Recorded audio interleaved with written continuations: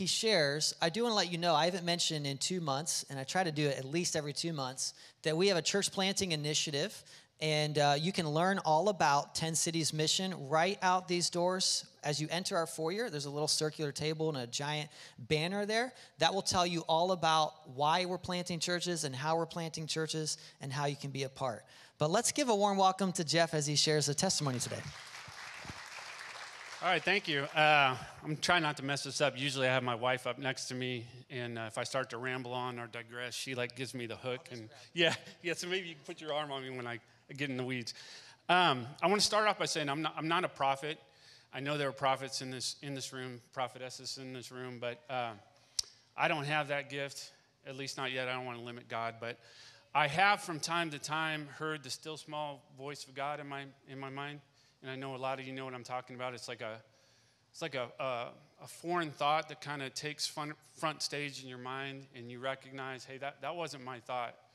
And this is about one of those times. So it happened about 16 years ago.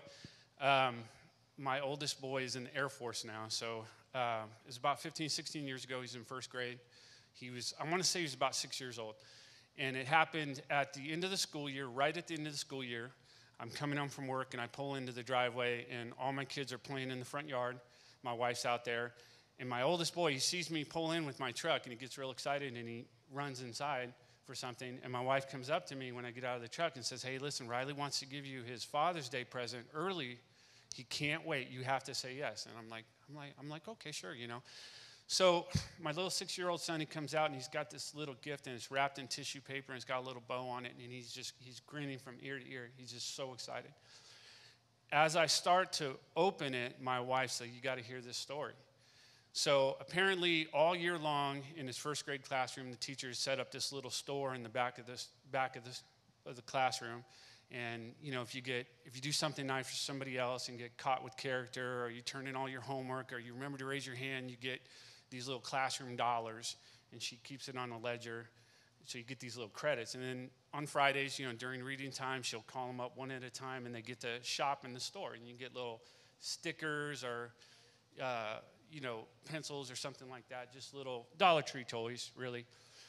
So anyway, about a month before school lets out, she puts in the store a Super Ball, and probably all the guys know what that is. It's like a little hard ball that you throw it just goes ballistic, you know, just all over the place. And he really, really wanted the Super Ball. So he goes to the classroom. It's his turn to go. He goes to the little classroom store, and she's sitting there, and he wants a Super Ball. And she's like, Riley, you don't have enough for that. And she's like, why don't you save up and then see if you can get it next week? So he's like, okay, you know, so he saves up all the next week, gets to the store. He still doesn't have enough to buy the Super Bowl. So he's a little disappointed. He's like, I'm going to save up again. So he saves up for 3 weeks in a row. The fourth week, he goes to buy a Super Bowl ball. He knows he has enough. He gets in there, and he finds out that the teacher had introduced all this Father's Day stuff because this is the end of the year. So he grabs a Super Bowl. He starts to get a Super Bowl, and all of a sudden he looks, and he sees in the Father's Day section, he sees this little toolkit keychain that says "Number One Dad" on it. And it's got a little tape measure. It's got a little light. You open it up. It's got these little screwdriver sets. And he sees it, and he thinks about me. And he wants it. So he tells the teacher, I want to get this for my daddy. And I'm not an emotional person, but she says, Riley, you can't get your Super Bowl in this toolkit for your dad. So he looks at it, and he goes and he puts a Super Bowl back that he's been saving for like 3 weeks. And he says, I got to get this for my dad. So my wife's telling me this as I'm opening up this thing, and I'm looking at my little 6-year-old, and he's just looking at me, beaming. And I open it up, I see the toolkit, and I realize my boy has been observing me. He's been observing me. And he knows his daddy's a tool guy. I've got all the tools there are, expensive tools. My tools have tools. And he's been observing me, and he said to himself, my daddy loves tools. I've got to get this for my daddy. And he's grinning. And he sacrificed his Super Bowl that he'd been saving up for 3 weeks. Nobody gave him the Super Bowl. He didn't win the Super Bowl. He earned that Super Bowl with his own credits, he put that back and sacrificed that to give me something that was close to my heart. And when I look at my wife's telling me a story, and she's tearing up. She said the teacher was tearing up. And my reaction, the only thing that I could say is I felt like my heart was going to burst. And I got this lump in my throat. And in my mind, I'm thinking, I'm taking him to the store right now, and that boy's getting a Super Bowl, I can tell you that. I'm going deep, deep on the American Express card. And then at that moment, the still small voice said, that's how I feel when you give to me. And I was like, I was shocked. And so now I'm emotional because my son. Now I'm emotional because my father.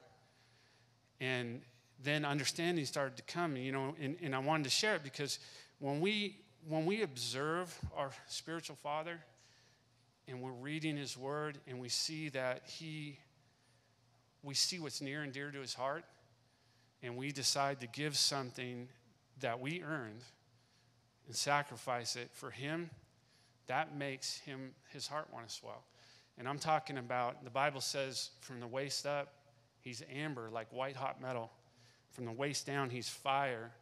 His train fills the temple, and we can choke him up. We can make his heart want to burst by giving to him something that's near and dear to his heart. So I just wanted to share that with you guys. It changed my wife and I. I mean, it's one of the defining little moments in our life. It was one of the things that changed us. So I wanted to share it with you. Thank you so much, Jeff. Yeah, there it is. I still got it. I've got a really nice shop. I've got a lift. I've got welders. I've got electric jackhammer, motorcycles. I drilled a hole in this, and I nailed it to the front door, to the door of my shop. It's one of my most prized possessions. I lost the top of it. We moved a couple times. But he's in the Air Force. He's in New Mexico, 21 years old. This is still one of the most valuable things I have. I love that. I don't know about you guys, but I was tearing up in the restaurant and this morning, and I looked out, you guys are wiping tears. And just so you know, it's not that you're wiping tears because it's a sentimental story. You're feeling the presence of God. Right? How many know what you're talking about? Like, God is communicating something to Rock of Grace through that story. And there's my mom taught one time about the word testimony, and it means to do it again. And, after he shared this, he said, what's the most remarkable thing about all of this? He said, what God taught me afterwards too is he said, God doesn't need our money. Remember he says, it's like God does. How many of you guys realize God is not broke? God doesn't need our money, but it shows him that we trust him. It shows him that we love him. It shows our affection towards him.